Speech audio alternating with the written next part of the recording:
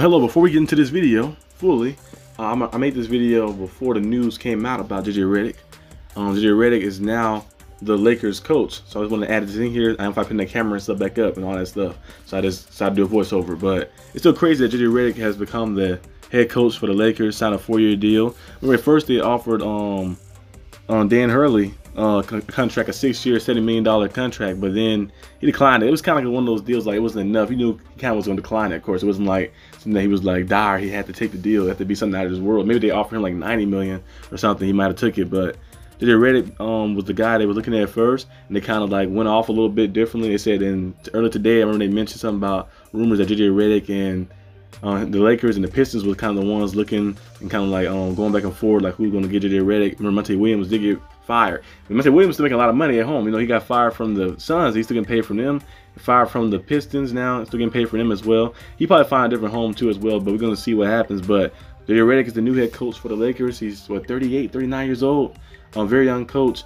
He got the podcast, you know, remember the podcast with LeBron James he made, so that connection probably helped out a lot too as well. I wonder how it's going to go though. JJ Redick is very good with X's and O's, but basketball and being a coach is more than X's and O's. Remember, we've seen many coaches, like for example Steve Nash, who's a very good coach. Remember, he did a very good job as assistant coach with the Warriors, who was good with play calling and getting guys in the right spot and everything, but leadership is another thing too as well. You know, I feel like coaching is only a certain part of the aspect. I feel like being a leader and controlling the locker room, keeping everybody in tune, keeping everybody morale neutral as well, I feel like it's very good. So we're gonna see JJ Redick can do all that. I think he should go out there and be nice and have nice spots. Seeing that him and LeBron James are very good friends, and had a podcast and the show going on and stuff, so it's gonna be crazy.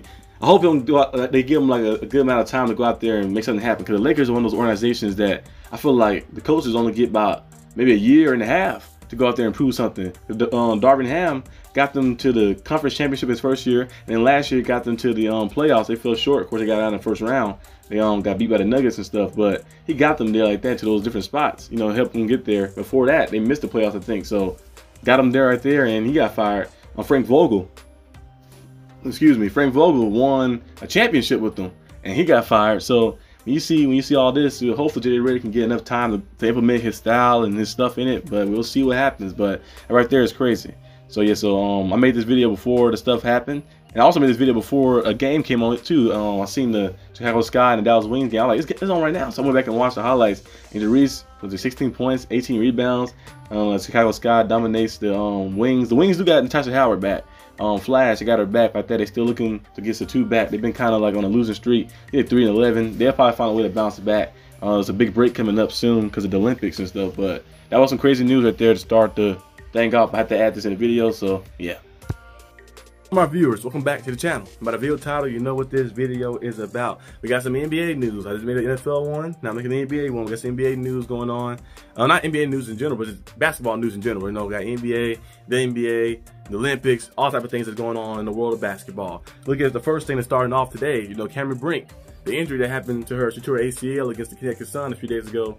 And like, you know, like she having a pretty good rookie season too as well. Very good defensively, and rebounding as well. Efficient scorer as well. Her and Rickea Jackson, especially Rickea Jackson, been phenomenal. I think her past 3 games, she have averaged like 15 points per game. Been out there and dominant. They kind of like letting her go out there and handle the ball a lot more and just go out there and just be a scoring threat. So we should see more Rickea Jackson as the time goes on. But you look at Cameron Brink was having a good season, you know, and then went out there and tore her ACL. She was a part of the Olympic team as well, the 3v3 one that they started doing the last Olympics. It's the second variation of that. So we're going to see who they replace it with. I know some people mentioned in Aaliyah Boston, but they said Aaliyah Boston might not qualify. They're doing a little top 20 draft pool list. They said De'Erica Hamby, a teammate of Cameron Brink, could qualify for it as well and be a replacement, because they do need a forward to replace her like that. A forward or a big type of player to replace her. So we could see that happening. So we'll see what happens with that situation. But hopefully she heals up well, comes back better than ever, because she's a very good talent. They always say she's 6'4". Now I'm 6'3". With my shoes I'm 6'4". I'm like kind of like, my shoes off, I'm like kind of close to 6'4". But my shoes on, I'm 6'4". But right now, you know, I'm like 6'3", my shoes off. But you look at Cameron Brink, they say she's 6'4", but when you look at her, some players, you like, I feel like she's like 6'7". Like that. I feel like she's like taller than what she is. Maybe because she's like slender like, but she feel like she's like 6'7" or 6'6". But she's a good player, two-way player like that. So hopefully she comes back well. But I think Derek Hamby should be the one probably to replace her. Most likely they might do that because she qualifies for it, and we'll see what happens. Another guy who was injured too as well. You know, Kawhi Leonard. Kawhi Leonard's another person who's injured. I think they both are part of New Balance, right? They both New Balance, yeah, athletes, if I'm not mistaken. Kawhi Leonard got injured and you know, he was banged up in the playoffs. I thought he'd be healthy for the Olympics, but they said he might need a replacement for Kawhi Leonard, and they said Derek White could be the guy to replace him. And Derek White is a solid person. He's a nice person you can use in that sense. You know, a guy who just does everything. You know, he'll guard whoever you want him to guard. He hit the big shots, coming off of a great series as well, being an NBA champion now as well. Derek White is a nice player, so that'd be a good solid. Of course, it's not Kawhi Leonard. Of course, Kawhi Leonard being an elite level offensive player and defensive player, but it's still a good level player who can play both sides of the ball and be very efficient and very skillful for your team, Olympic team and stuff. So the Olympics for the men and women's team look very good. I think the women's team is looking to win their 7 or 8 straight gold medal. The men's team is looking to win another gold medal as well. They have LeBron, got KD, they got Bam Adebayo, you got I think you got Anthony Edwards, Stephen Curry. They got all type of people. Anybody you can think of. I think Jason Tatum on the team, Joel Embiid, Anthony Davis. So they got a super team over there. So it's gonna be very interesting to see how things pan out and shape out for them. But yeah, let's see if Team USA can bring home that gold. Another team that's kind of loading up a little bit. I don't know if I say loading up, but they kind of got some people on the team, some notable guys on the team. You look at the Bahamas Olympic team. Some of the guys from America. You know, look at Klay Thompson. Klay Thompson was practicing with the team. DeAndre Ayton, Buddy Hield, Eric Gordon, all pictured and a little practice as well. So now that team, now I ain't gonna say that team is like a threat or anything, but those guys are still pretty solid guys. You know, I know Klay Thompson is 34 years old, a little older now, but he's still a flamethrower. Get that ball and just put that foot and get to and shoot that ball, that basketball. His shot is probably one of the most prettiest and purest shots in the game we ever seen like that. So having him, Eric Gordon can catch flame too as well. DeAndre Ayton have his moments and stuff. I don't see them going out there. I think the team right there got to qualify, if I'm not mistaken, got to qualify to get in or something. But we're gonna see what happens. I know a lot of players want to be a part of the Olympics. You know, they didn't make the USA team, so they're like, hey, I'm gonna find a way to get in there somehow. So like try to play with a different team or something. So we're gonna see what happens with that. I don't know if Luka Doncic playing this year. I know he's I think he played last time. I don't know if he's playing this time either. I know Nikola Jokic is playing. I think the first game is versus Serbia. I think it's the USA versus Serbia. So I think it's the first game that's slated. So that'd be great to see too as well. But on the next topic is the Celtics championship. The Celtics, as you guys know, won the championships a few days ago.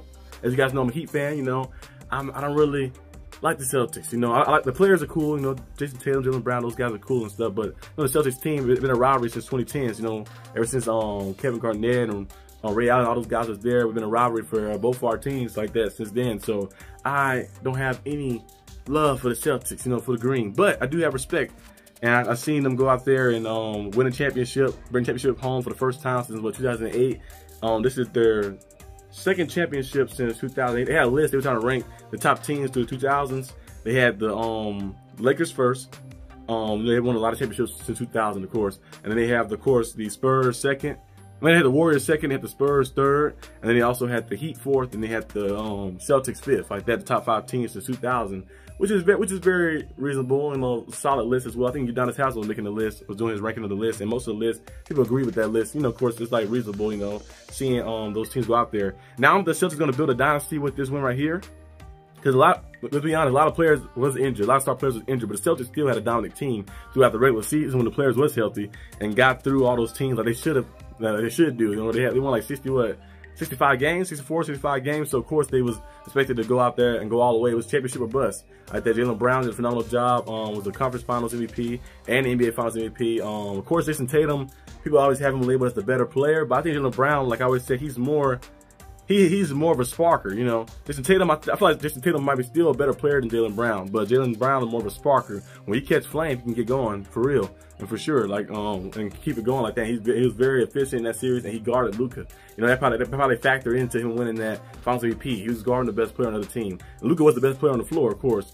You know, but he was getting guarded by Jaylen Brown, who was relentless, who stayed on him like that. And usually, when you have the best, sometimes when you have the best player on the court, you win. Sometimes. But sometimes we have like I mentioned before, like I was ranking them, I said Luka is the best player on the floor, and then you have Jason Tatum, and then you can kind of like say Kyrie and Jaylen Brown, but then after that, it's nothing but Celtic players. Then you get to the Mavericks players again. So that's why I feel like the Celtics had more depth and more size than the Mavericks as well, beating them in the interior, the rebounding, and again to the rim. Luka Doncic was getting blown by, they said, about 69% of the time. In one of those games, it was crazy.